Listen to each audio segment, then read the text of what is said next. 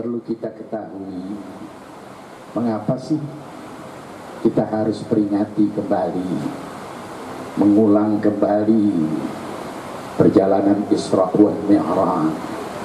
Ada apa harus kita ulang-ulangi tentang peringatan ini? Mengingat satu perkataan daripada seorang penyair dari negeri Mesir. Beliau mengatakan, ihfaz bi nafsik qabla mautika dzikraha. Ihfaz bi nafsik qabla mautika dzikraha. Al-dzikru lil insani umrun tan. Kita pada saat ini Allah panjangkan umur, masih Allah berikan umur, yang sebentar lagi kita akan kembali kepada Allah Subhanahu wa ta'ala, dan kita akan mengalami kematian. Adakah keinginan kita agar kita tetap hidup untuk hidup kedua kalinya setelah kematian kita? Tadi bait syair tadi jelas sekali menunjukkan kepada kita agar kita memelihara diri kita, menjaga diri kita sebelum kematian kita. Apa yang harus kita jaga, yang kita pelihara, yaitu sebutan namamu, kenangan akan namamu. Berbuat baiklah kita kepada keluarga kita. Bagi kita sebagai seorang laki-laki yang telah berkeluarga, berbuat baiklah kalian kepada istri-istri kalian. Berbaiklah kepada anak-anak kalian. Tanamkan kebaikan, terlebih kebaikan yang menuntun keselamatan dunia dan akhirat. Itulah yang akan menjadi kenangan masa yang akan datang. Ketika kita meninggal dunia, istri kita akan terus mengenang kita karena terima kasih dapat dituntun oleh suaminya yang telah meninggal dunia, mengenal siapa Tuhannya, siapa nabinya, bagaimana syariatnya, sehingga ia dapat melaksanakan ibadah berkah tuntunan daripada sang suami. Sang anak berterima kasih, ia terbebas daripada hal-hal yang menakutkan dirinya nanti yaumul qiyamah, karena orang tuanya telah tanamkan kebaikan kepadanya. Sehingga sang suami, sang ayah yang telah meninggal dunia, dia akan hidup kembali. Al-dzikru lil insani umrun tsani. Sehingga ia dikenal, walaupun ia telah meninggal dunia. Itulah kehidupan kedua bagi orang-orang yang memiliki kenangan. Begitulah kehidupan Rasulullah SAW. Sudah 15 abad sampai saat ini Rasulullah dikenang oleh umat Nabi Muhammad SAW. Bahkan diabadikan oleh Allah kenangan tersebut di dalam surah Al-Isra tadi. Subhanalladzi asra bi'abdi lailan minal masjidil haram ilal masjidil aqsa. Ini menjadi kenangan kepada kita. Ada apa Rasulullah SAW diperjalankan oleh Allah Subhanahu wa ta'ala, yang mana perjalanannya minal masjid ilal masjid. Rupanya di sana ada sesuatu yang Allah Subhanahu wa ta'ala tahu, bahwa kekasihnya Nabi Muhammad SAW baru saja mengalami, yaitu hal yang menyedihkan, yang disebutkan di dalam sejarah itu dikatakan ammal huzun, tahun kesedihan bagi baginda Rasulullah SAW, karena ditinggal wafat oleh istri tercintanya Sayyidatina Khadijah.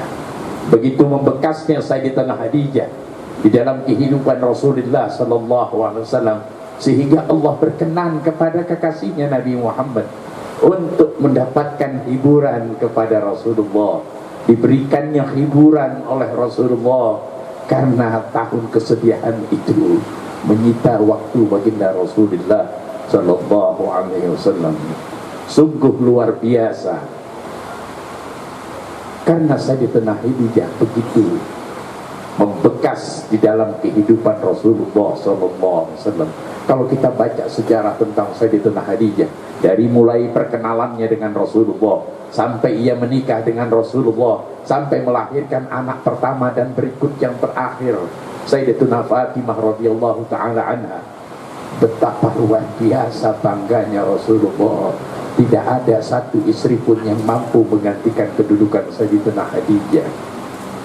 Ini yang sangat berkesan. Alang kalau kita punya istri sebagaimana Sayyidatuna Khadijah, nggak mungkin kita akan melakukan apapun. Kita akan melakukan kecintaan, kesetiaan kepada sang istri yang begitu berkesan kepada diri kita. Al-Fakir ingat akan wafat ibu saya. Ibu saya Hajjah Barkah. 7 bulan ibu saya meninggal. Mulai dari hari pertama telah ditanam ibu saya punya orang tua Al-Walid Al-Habib Abdul Rahman, sudah segen makan, segen minum, segen diajak ngobrol, segen. Ya Allah, sebelum menjelang wafatnya, ya, beberapa minggu sebelum meninggal wafat, saya punya orang tua selalu ziarah ke Empang Bogor ke Makam Al-Habib Abdullah bin Muhsin Al-Affas. Sebelum berangkat ke Bogor, Al-Walid datangi kamar saya punya ibu. Datangi kamar saya punya ibu. Al-Walid mengatakan, Bar, biasa manggil kesayangan istrinya namanya Barkah, dipanggil Bar. Bar, anak pamit dulu ya, doain anak biar sehat, biar selamat, bisa kembali lagi ke Bukit Duri, bisa ketemu nanti lagi di kamar ini. Ya Allah, padahal ibu kita telah meninggal dunia. Ada apa? Oh, kesan yang luar biasa. Al-Walid di akhir umurnya bercerita, nggak ada perempuan seperti ibu ente ya Abu Bakar. Sabarnya, menjaga kehormatannya, melahirkan anak nggak berhenti-berhenti sampai 21 anak.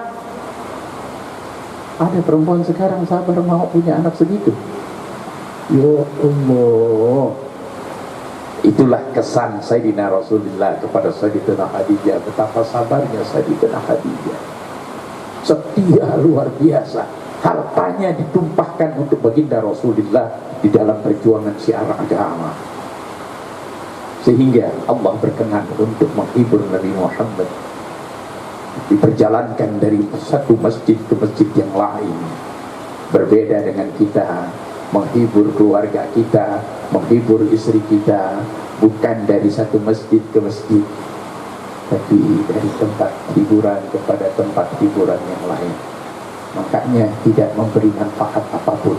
Contohlah didikan daripada Allah Subhanahu wa ta'ala, di mana perjalanan ruhaniyah baginda Rasulullah di dalam perjalanan dari Masjidil Haram ke Masjidil Aqsa, banyak sekali pos-pos yang di mana Rasulullah diturunkan.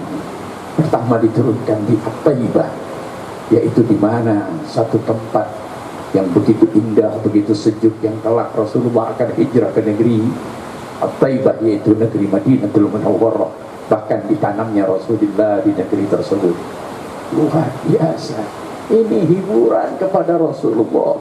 Belum berjumpa dengan, yaitu tempat-tempat yang mulia, di mana perjumpaan Sayyidina yaitu Sayyidina Musa alaihissalam dengan Allah Subhanahu wa ta'ala di Bukit Tursina dan seterusnya.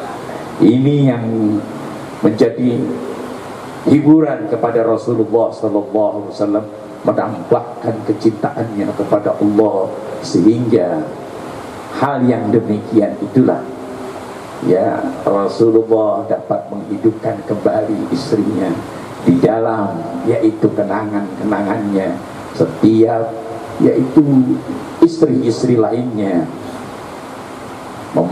yaitu membuat makanan, membuat sayuran dan apa saja, ya, hendaklah memperbanyak makanan tersebut yang diingat oleh Sayyidina Rasulullah, berikanlah kepada sahabat sayyidat, yaitu Sayyidatuna Khadijah.